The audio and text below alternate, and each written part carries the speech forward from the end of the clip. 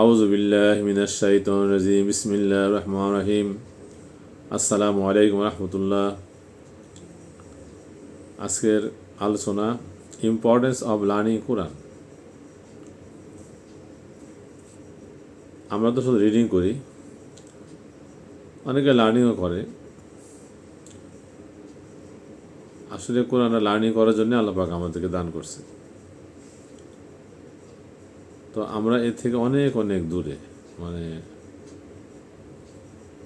আবদুল্লাহ জাহাঙ্গীর সাহেব বলছেন যে বাংলাদেশের 90% মুসলমান, তার 90% কোরআন শরীফ পড়তেই পারে না। যে 10% পারে, তার আবার 99% কি পরে বোঝে না।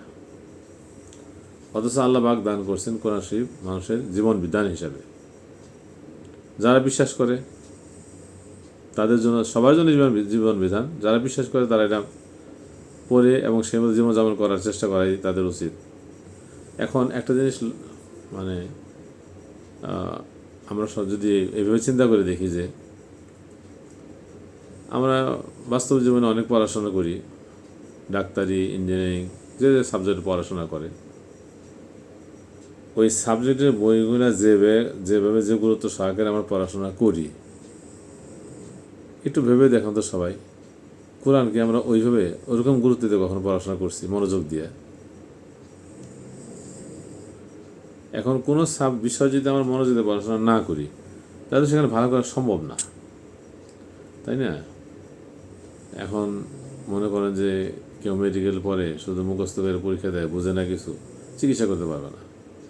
অর্থাৎ যে যে সাবজেক্টে পড়াশোনা করে সেটা যদি সে ভালো করে বুঝতে না পারে, তাহলে ওই বিষয়ের ভিত্তিক কোনো কাজ সে করতে পারবে না।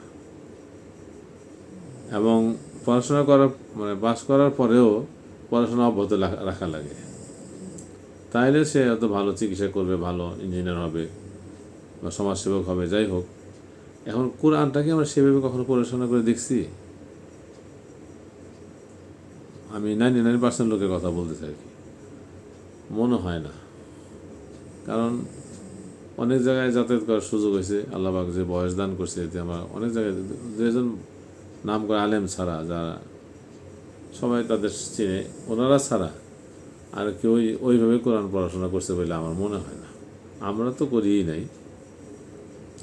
এখন যদি না পড়ে থাকি, তাহলে আমরা যে বিশ্বাসটা, আমারটা আমি পরীক্ষা করে দেখি, যার যার বিশ্বাস সে পরীক্ষা করে দেখি। আল্লাহু আকবার। এখন কোরআন যারা আমরা বিশ্বাস করি, কোরআনটা হচ্ছে যাবতীয় দুনিয়া যাবতীয় কিতাবের থেকে এই কোরআনের গুরুত্ব আমাদের কাছে বেশি। অর্থাৎ কোরআনটাকে সবসময় উপরে রাখতে হবে।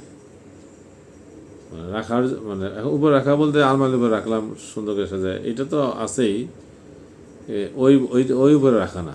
অর্থাৎ আমি ইম্পর্টেন্সের দিক দিয়ে, গুরুত্বের দিক দিয়ে কোরআনকে সবার আগে গুরুত্ব দিব এবং সেভাবে যদি কাজকর্ম করি, তাইলে আমার ইমান আছে বোঝা যাবে আর কি। এখন যদি সেরকম না করি, তাহলে ওই যে অনেকে বলে না, নামাজ না বললে কি ইমান আছে, ওইরকম ইমান হয়তো আছে বা থাকতে পারে। ইমান তো আর দেখা যায় না, এটা আল্লাহ জানে, আর যিনি বলেন তা সে জানে। কিন্তু এই যে বিশ্বাসের উপর যে কাজকর্মগুলো আমরা করি, সেটা প্রমাণ হয় যে এই লোকটা শিক্ষিত, এই লোকটা ডাক্তার, লোকটা ইঞ্জিনিয়ার, তাই না? বিশ্বাস করছে এবং সেই মতো যেমন কাজ করছে, পড়াশোনা করছে, পরিশ্রম করছে এবং সে সফলতা পাইছে। তো কোরআনের ব্যাপারও তাই। যদি আমরা পড়াশোনা করি মনোযোগ দিয়া, আসলে এইটাই মনোযোগ দিয়ে পড়াশোনা করা দরকার, তাহলে আমাদের ইহকালেও সফলতা, পরকালেও সফলতা। অন্যান্য বিষয়ে পড়াশোনা নিষেধ না, কিন্তু কোরআনের মতো জরুরি না। কোরআন যেমন আমাদের মুসলমানদের জন্য জরুরি, যারা বিশ্বাস করি তাদের জন্য জরুরি, খুবই জরুরি। এটা কি আর বলবো, এত জরুরি যে আসলে বোঝানো যাবে না।